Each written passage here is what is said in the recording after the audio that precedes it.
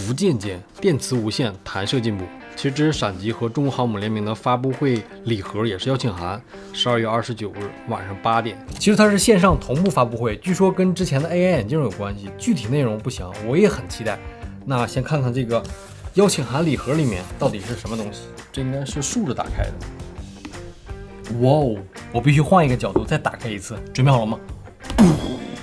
这是一个福建舰航母的模型，真的非常漂亮。我把它拿出来看一下整体的效果，来给你们看一看细节。咚咚咚咚，真的非常漂亮，而且是金属的。它其实是一个非常漂亮的桌面笔筒，它这个材质是玻璃的还是水晶的，不太清楚，非常的通透啊！都怪我不小心摸上了指纹，必须得保持干净。底部也是2层玻璃，非常的扎实。这个摆在桌面放上笔，真的是太帅了。那就期待一下吧，看看发布会有什么惊喜。